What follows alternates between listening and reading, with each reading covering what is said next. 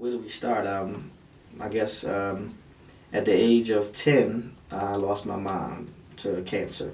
At the age of 10, I was 19. That was actually the year I started DJing. So I lost my mom in 1990, and that year is when I started DJing. So you started DJing after you After lost my your mom, mother? yeah, after my mom passed. Before then, I wanted to be a football player. Okay. I thought, but I never had the size for it. I know I'm a big guy, but I wasn't big enough for football. But at the age of 10, I lost my mom to cancer, and I have two brothers. So my dad, he raised me and my two brothers from that point going on. Then at the age of 14, in the wrong place, wrong time, I got shot. When I got shot, that was not just difficult for me, but I couldn't imagine my dad. I always say, like, I'm a parent now, and I couldn't imagine something happening to my son and my daughter. Like I'm strong, but I would lose it. Like I couldn't function Right. if something happened to my family. So that was at the age of 14. So now my dad is dealing with that after just losing his wife a few years prior. Then a step further, at the age of 18, right when I graduated high school, my dad passed away. So I've been on my own since the age of 18. I got my first place when I was 18. And I always tell people, and I tell my story a lot to young people in schools, because I always say, never let your past dictate your future. And take it a step further, never let what you've been through dictate what you're going to do in life. So I could have easily, at the age of 18, given up on life because I had no guidance, I had no parents. And I tell a lot of people, you couldn't imagine being 18 living in East Baltimore where everything, it's crime and drugs all around you and you have no guidance and not getting caught up in it. At the age of 18, it was easy for me to just get caught up in the streets and never become a DJ, give up DJing, but it was something in me that told me I had to keep going in life. And I had my moments, of course, when I wanted to give up on life. And I remember questioning God, saying, how does God put an 18-year-old, and I have two brothers, I have a younger and an older brother. So I said, at the time I was 18, my older brother was 19, and my younger brother was 16.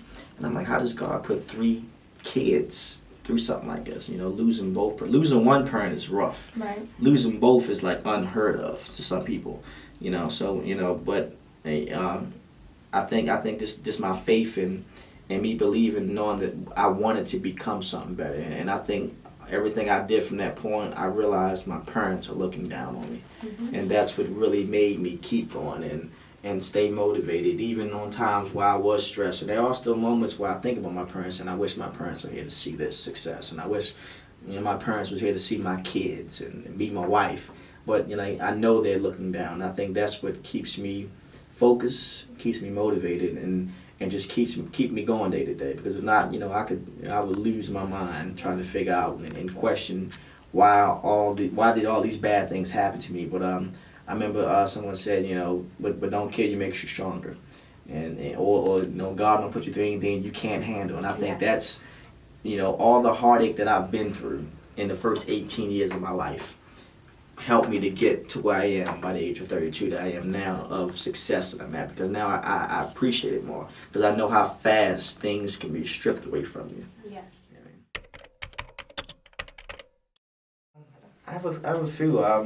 Getting married definitely was a big step in my life. Having kids, having my son, my firstborn was, that was everything. Every man prays for a healthy baby, but in the back of your mind you say, I hope it's a boy.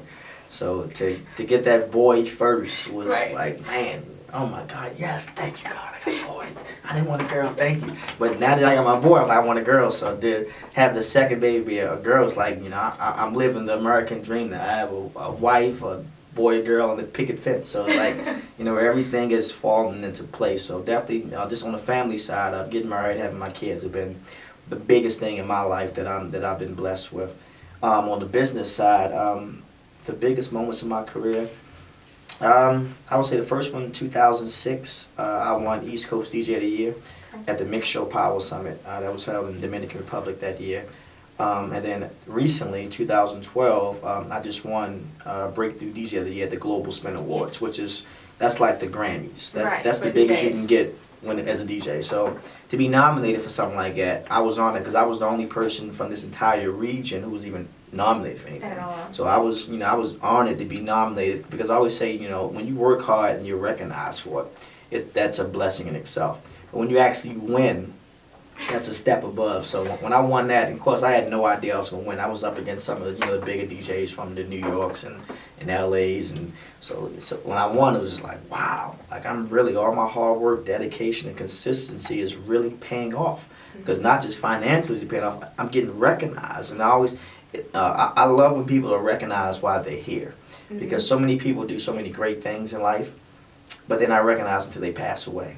So, when they pass or when they fall off or when they retire, they're just like, oh my God, I remember this person, or he or she was so great and they did this, but they never gave you the roses while you can still smell them. So, to be getting recognized, and I've heard people say things like Quicksilva, the young OG, or he's a living legend. And I'm like, that's crazy. I mean, they just did this thing in Baltimore where I'm from, where they honored me as one of the living legends. And I'm like, this is crazy to me, because I'm no legend, I'm no celebrity.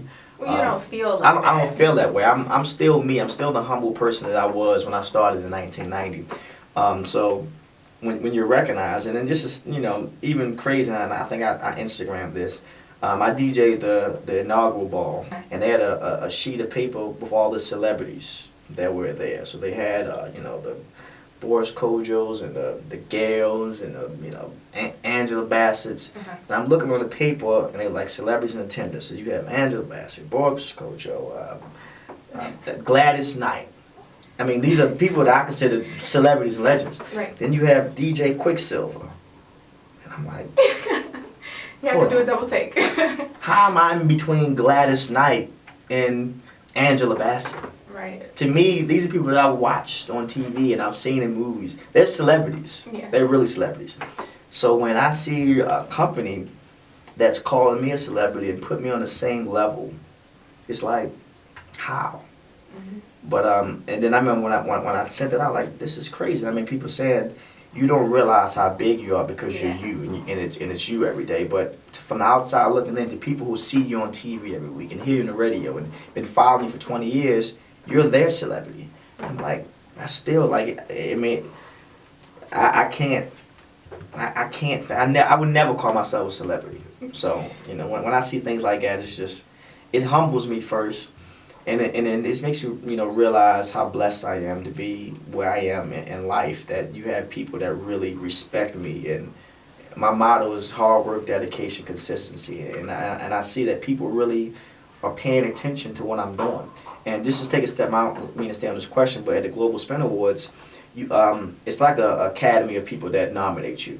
So, and an academy is all the biggest record execs, from the Leo Cohens to the, Clive Davises and the Ellie Reeds of the world, to the, couple execs and legend DJs like Kool Herc and, Grandmaster Flash, and just, so when you're nominated by people like that, I remember telling my wife, this is crazy, because, and this is before I won, I now know that legends know who I am. Right. Like, and I was like, this is crazy. I'm like, Kool Herc, like, and this is a guy who was in the movie Breaking I talk about, the guy with DJ, and the guy who was actually the star of that movie, he knows who I am. Like that's, when you say it that way, and this is, you gotta think, in 1990, I'm watching a movie that inspired me to want to be a DJ. So to meet the character who's a real person in real life, and they know, hey, that's Quicksilva. Hey, Quicksilva. And they call me by name. It's like, how do you know who I am? So like moments like that, just like it's beyond humbling. It's like, this is crazy. Kool Herc knows who I am. Did you tell him the story? Oh, I did. I told him. I met him a couple of times before that, so he knows the story, and we laugh about it. But just it's just one of those things that I can't believe certain people know who I am, and that still freaks me out. But I mean, it's a blessing, I guess. It's a blessing, and it's a test to, I guess, the hard work I've been putting in for over 2 decades, over 20 years now.